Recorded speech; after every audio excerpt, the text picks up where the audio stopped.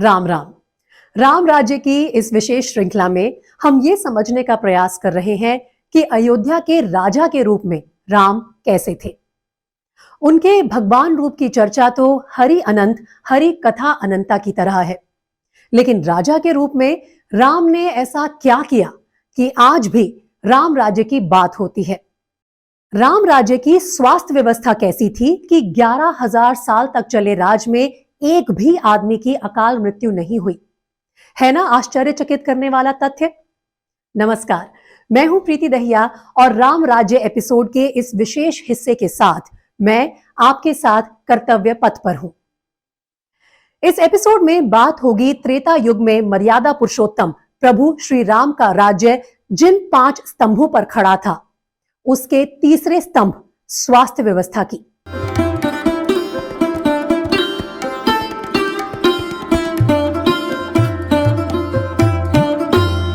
हर युग में खुशहाली और तरक्की नापने का पैमाना स्वास्थ्य रहा है और युग भले ही बदल गया, लेकिन अलग अलग रूप में एक कहावत हमेशा मौजूद रही, हेल्थ इज वेल्थ। सेहत सबसे बड़ी नेमत। वाल्मीकि रामायण में लिखा है कि अयोध्या में भगवान राम का राज्य 11,000 साल चला था। जी, 11,000 साल। इतनी लंबी सत्ता बहुत से लोगों को काल्पनिक कहानी महसूस होती है कि भला कोई इतना दीर्घायु कैसे हो सकता है। रामायण और रामचरितमानस में बार बार इस बात का जिक्र है कि राम राज्य में सभी लोग निरोगी थे, किसी की अकाल मृत्यु नहीं होती थी। ऐसा तो तभी संभव है जब उस दौर में चिकित्सा और स्वास्थ्य सुविधाएं उच्च कोटि की हो। भगवान राम के राज में लोगों की लंबे और निरोगी जीवन के लिए क्या व्यवस्था थी? इसका जवाब हमने रामायण और रामचरितमानस में ढूंढने की कोशिश की तो रामचरितमानस के उत्तरकांड के 20वें दोहे पर नजर गई। वर्णाश्रम निज निज धर्म, निरत बेद पथ लोग, चलहि सदा पावहि सुखी, नाहि भय शोक न रोग। मतलब ये कि राम राज्य में सब लोग अपने अपने वर्ण और आश्रम के अनुरूप वेदों में बताए धर्म के मार्ग पर चलते हैं और सुख पाते हैं। किसी को ना किसी बात का भय है, ना शोक है और ना ही कोई रोग सताता है। इसी दोहे के बाद पहली चौपाई में लिखा है, दैहिक दैविक भौतिक तापा, राम राज नहीं काहू ही व्यापा। बड़ी चर्चित चौपाई है, आपने भी सुनी होगी। लेकिन राम राज्य में लोगों के निरोग होने, दीर्घायु होने की चर्चा 20वें दोहे के बाद तीसरी चौपाई में है। अल्प मृत्यु नहीं कवनी उपीरा, सब सुंदर सब बिरुज शरीरा, नहीं दरिद्र को दुखी न दीना, नहीं को अबुध न लक्षणहीना। यानी राम के राज में किसी की कम उम्र में मृत्यु नहीं होती, ना किसी को कोई पीड़ा होती है। सभी के शरीर सुंदर और निरोग हैं। ना कोई दरिद्र है, ना दुखी है, ना दीन है, ना कोई मूर्ख है और ना कोई शुभ लक्षणों से हीन है। इस एक चौपाई में राम राज्य की पूरी स्वास्थ्य व्यवस्था का वर्णन है। शारीरिक, मानसिक और आर्थिक सभी तरह की सेहत दुरुस्त। बहुत से लोगों को रामचरितमानस की ये बात अतिशयोक्ति से भरी हुई महसूस होती है। सब निरोग, किसी की अकाल मृत्यु नहीं, सभी दीर्घायु और स्वस्थ। लेकिन वाल्मीकि रामायण के युद्ध कांड में भी यही लिखा है, निरामया विशोकाश्च रामे राज्यम प्रशासति। यानी राम राज्य में लोग रोग और शोक से मुक्त थे। आज के आधुनिक चिकित्सा व्यवस्था में भी ऐसा संभव नहीं है। इसलिए लोगों को लगता है कि राम राज्य का बखान कुछ ज्यादा ही बढ़ा चढ़ाकर हुआ है। अब राम राज्य को समझने के सिर्फ 2 ही स्रोत हैं। वाल्मीकि रामायण, जो करीब 3-3,500 साल पुरानी मानी जाती है, और दूसरा रामचरितमानस, जो रामायण के आधार पर अब से करीब 500 साल पहले लिखी गई।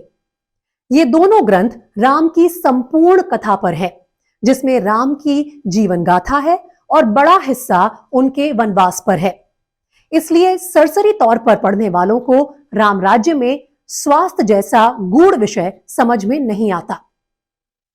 चलिए समझते हैं। रामायण की सबसे चर्चित कहानी है संजीवनी बूटी की, जिसका प्रयोग कैसे होगा इसके बारे में रावण के राजवैद्य सुषेण को पता था। वैद्य सुषेण जब लक्ष्मण का उपचार करने से हिचक रहे थे, तब विभीषण और भगवान राम ने उन्हें वैद्य धर्म की जो परिभाषा बताई, वही शपथ आज दुनिया भर के डॉक्टरों को दिलाई जाती है। जब सुषेण वैद्य ने लक्ष्मण को अपने राज्य के शत्रु पक्ष का बताते हुए उनका उपचार करने से मना किया, तब विभीषण ने उन्हें समझाया कि वैद्य का धर्म होता है उपचार करना। सुषेण ने इस पर तर्क दिया कि अगर वैद्य ने शत्रु का गलत उपचार कर दिया तो।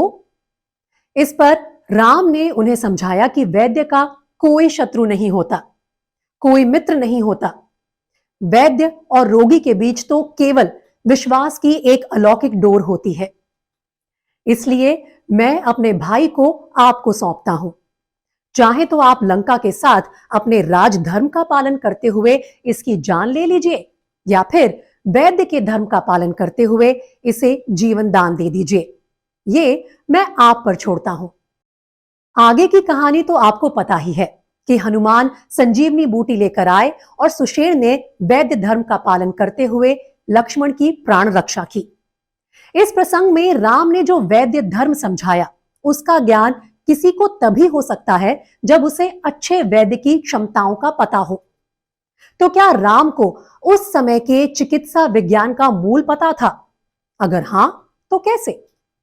इसका ब्यौरा आज के आयुर्वेदिक चिकित्सकों ने रामायण को खंगालने के बाद कुछ सूत्रों के जरिए खोजा है। भारत की आयुर्वेदिक चिकित्सा पद्धति में विश्वास रखने वालों का दावा है कि राम के जन्म से पहले ही अयोध्या में ऐसे ऋषि मुनियों के आश्रम थे जो आयुर्वेद और योग के माध्यम से स्वास्थ्य और लंबी उम्र की सिद्धि हासिल कर चुके थे। रामायण में इसका विस्तार बताने के बजाय कहानियों के रूप में संकेतों में ब्यौरा है। राम को वनवास भेजने की जिद पर अड़ी कैकई ने विष पीकर प्राण त्यागने की धमकी दी थी, जिसका मतलब यही है कि उस समय विष विज्ञान की समझ विकसित हो चुकी थी। दशरथ के प्राण त्यागने के बाद भरत और शत्रुघ्न के लौटने तक उनका शव तैल द्रोण में रखा गया, जिससे साफ है कि तब शव को संरक्षित रखने का विज्ञान अयोध्या के ऋषियों को पता था। रामायण में वनस्पतियों, फूलों और फलों के रस से कई तरह की सुरा और आसव के निर्माण का ब्यौरा है, जिसका अर्थ यही है कि तन और मन को स्वस्थ रखने के लिए प्राकृतिक रसायनों के प्रयोग की जानकारी थी। राम के राज में लोगों की लंबी उम्र का रहस्य क्या था? इसकी एक कहानी राम के वनवास के शुरुआती चरण में ही सामने आई, जिसका सबूत आज भी प्रयागराज के भारद्वाज आश्रम के रूप में मौजूद है। रामायण के मुताबिक अयोध्या से निकलकर भगवान राम, सीता और लक्ष्मण प्रयागराज में संगम तट पर महर्षि भारद्वाज के आश्रम पहुंचे थे। भगवान राम ने यहां 3 दिन बिताए। भारद्वाज के आश्रम में राम का प्रवास कोई मामूली घटना नहीं थी। राम की इस लीला का मर्म समझने के लिए पहले भारद्वाज को समझना होगा। महर्षि भारद्वाज के बारे में पौराणिक मान्यता है कि वो वैदिक ऋषि थे, सप्तर्षियों में एक, जिनका कालखंड सतयुग से द्वापर युग था। महाभारत के द्रोणाचार्य इन्हीं भारद्वाज ऋषि के पुत्र थे। अब जो महर्षि भारद्वाज स्वयं 3 युगों की कथाओं में मौजूद हो, तो दीर्घायु होने का उनसे बड़ा उदाहरण भला क्या हो सकता है। महर्षि भारद्वाज के बारे में माना जाता है कि आयुर्वेद की शिक्षा उन्हें देवताओं के राजा इंद्र से मिली थी। अपने आयुर्वेदिक ज्ञान पर ही उन्होंने आयुर्वेद संहिता की रचना की थी। इसका जिक्र चरक संहिता में भी है। चरक संहिता में ही लिखा है कि महर्षि भारद्वाज ने ही महर्षि अत्रि के पुत्र पुनर्वसु को काय चिकित्सा यानी इंटरनल मेडिसिन की शिक्षा दी थी। अब रामायण में इस बात का विस्तार नहीं है कि महर्षि भारद्वाज और राम के बीच किन विषयों पर बात हुई होगी, लेकिन बाद में जब राम अयोध्या लौटे और राम राज्य में लोग रोग और कम उम्र में मृत्यु के भय से मुक्त हो गए, तो इसका एक ही मतलब समझ में आता है कि राम को ये रहस्य और मंत्र महर्षि भारद्वाज से ही मिला होगा। लंका से अयोध्या लौटने के बाद राम ने पहला ही काम स्वास्थ्य व्यवस्था को मजबूत बनाने का किया था। लंका से उनके साथ जो लोग अयोध्या आए थे, उनका स्वागत सत्कार करके राम ने एक एक कर सबको विदा कर दिया। लेकिन लक्ष्मण की जान बचाने वाले वैद्य सुषेण को उन्होंने अपने राज्य में ही रखा। उन्होंने सुषेण वैद्य को अपने ननिहाल वाले क्षेत्र में बसा दिया। छत्तीसगढ़ में भगवान राम की ननिहाल रायपुर के पास चंदखुरी गांव में मानी जाती है। चंदखुरी में ही सुषेण वैद्य का मंदिर भी है।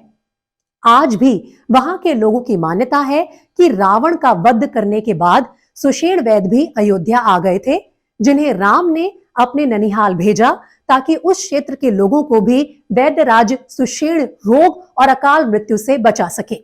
राम राज्य में विश्वामित्र, वशिष्ठ, भारद्वाज, वाल्मीकि जैसे प्रतिष्ठित महर्षियों और अनगिनत सिद्ध ऋषियों के आश्रम थे। सब एक से बढ़कर एक विद्वान, वेद और शास्त्रों के ज्ञाता। उन शास्त्रों में चिकित्सा शास्त्र, आयुर्वेद और योग शास्त्र भी था। आज पूरी दुनिया मान रही है कि निरोगी और दीर्घायु होने के लिए योग, प्राणायाम और प्राकृतिक चिकित्सा को बढ़ावा देना चाहिए। भगवान राम के राज में यह ज्ञान सर्वव्यापी था। जब राम अपने भाइयों के साथ गुरुकुल में गए तो वहां उनकी दिनचर्या की शुरुआत सूर्य नमस्कार से होती थी।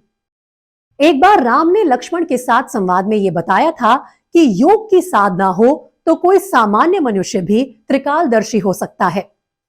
तो योग साधना और महर्षि भारद्वाज जैसे महाज्ञानियों से मिला निरोगी और दीर्घायु होने का मंत्र। राम के राज की स्वास्थ्य व्यवस्था की नींव उसी से पड़ी। इसका केंद्र थे ऋषियों के आश्रम, जहां बच्चों को प्रारंभ से ही स्वस्थ रहने का गुर सिखा दिया जाता था। इसलिए बीमार होने की नौबत ही नहीं आती थी। आज के मॉडर्न हेल्थ सिस्टम में भी तो यही कहा जाता है कि prevention is better than cure. Ram राज्य में ऐसा कहा नहीं जाता था, बल्कि उस पर अमल भी होता था। कम से कम रामायण का सार तो यही है। इस श्रृंखला की अगली कड़ी में आपको बताएंगे कि राम राज्य में शिक्षा तंत्र कैसा था। आखिर तब की शिक्षा व्यवस्था कैसी थी जिसने सुशासन, नैतिकता, मर्यादा और जन सेवा के युगांतकारी प्रतीक दिए। इस पर अगली कड़ी में विस्तार से बात करेंगे। तब तक जय सिया राम, जय जय सिया राम। और अगर आपको राम राज्य का ये एपिसोड अच्छा लगा तो लाइक करें, इस वीडियो को अपने दोस्तों के साथ शेयर करें और ऐसी ही जानकारी भरे वीडियोस के लिए चैनल को सब्सक्राइब करें।